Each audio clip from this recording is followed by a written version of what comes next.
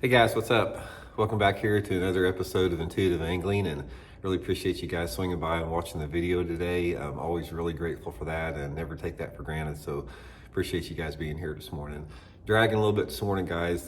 The boys had a slumber party at the house last night, so we had 6 boys at the house, and they stayed up till like 4:30 in the morning, so needless to say, I didn't get much sleep. And then out here in the tackle room this morning, it's like 4 below zero here in Missouri right now. And tackle room's a little cool out here, so it's a little late getting the video today. We are going to address questions, guys, about a video I did a couple days ago on the Big Nasty spinnerbait. This is what's called the Big Nasty, and I've had quite a few people since I did that video that were talking about this as far as what's the deal with it, when does it work, how do I want to set it up. So I'm going to go over this today because this is definitely going to be one you want to add to your arsenal. And also, guys, big thank you out there to everybody that's been subscribing to the channel. I know that we've had quite a few subscribers this week, so thank you very much for subscribing and supporting the channel like that.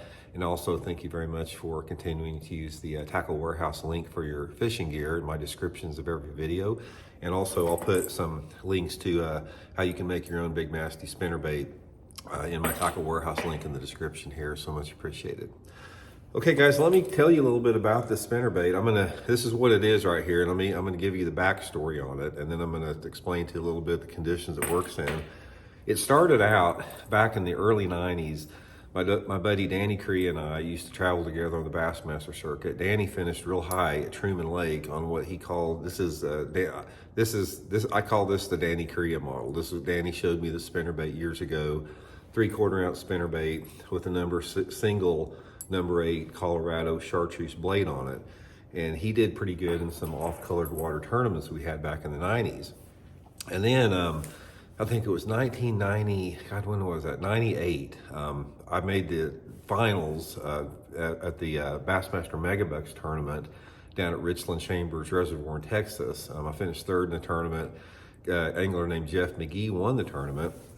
And we had the initial qualifying rounds were at Richland Chambers Reservoir in Texas, and then we had the finals at a little bitty lake in the middle of Dallas called White Rock Lake. But anyway, Jeff qualified for the top 10 with this Big Nasty spinnerbait. And what the Big Nasty is, guys, it's a big chartreuse bladed spinnerbait like that with a black lizard trailers.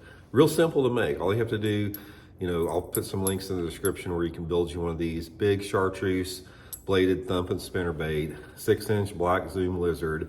What I do with it is on the lizard, I just pull it off below the first set of legs there and put the lizard spinnerbait trailer on. Get it on there and I'll show you. It's real super simple. Nobody does this anymore. This is sort of one of those secrets that never did catch on. But that's the setup right there. Guys, this thing looks freaking awesome in the water. If you've never seen it, it stands out unbelievable in off-colored water. And that's what the Big Nasty is. The Big Nasty is a dirty water spinnerbait. So this technique is going to be a deal for when you have water visibility of no more than 12 inches. Ideally, I like probably 4 to 6 inches of visibility, depending upon the water temperature. If the water temperature is a little bit cooler, like it was when Jeff McGee caught him at White Rock, or at Richland Chambers down there, I think our water temperatures in that tournament were, around 60 or high 50s like that. We had water visibility closer to that 12-inch range. It works a little bit better like that, but if the water's hot during the summertime, you definitely want the dirtier the better. And the reason it's so good, guys, is the combination of the silhouette of the black and then the brightness of the chartreuse, the brightness of the number 8 Colorado, and the thumping of the number 8 single Colorado.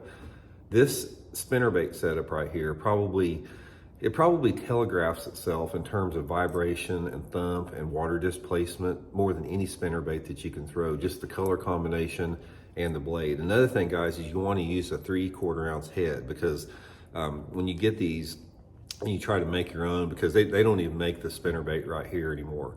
But so you're going to have to make your own. Get you a 3/4 ounce head, because this number 8 Colorado, it tends to lift the bait a lot. And if you don't have a 3/4 ounce head, you can't reel it hardly very fast at all through the water without it wanting to blow off to the side.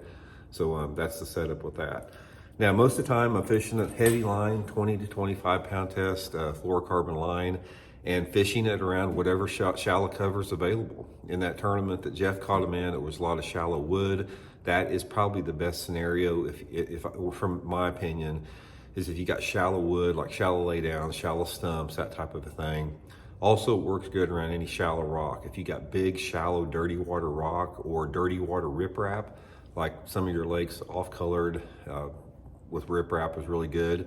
And also this is gonna work good even if you have a lake that is not really known for having dirty water all the time. Guys, if you get one of those deals like in the spring where you get a heavy rain and the lake comes up and the lake gets real dirty, try a Big Nasty, guys. That is, they will bite that in those dirty water conditions, even if it's a temporary dirty water condition. A lot of times, if you get you like a 5 or 6 inches of rain in a day or two, it'll muddy up the back of the coves and the creeks and the tributaries and that type of stuff.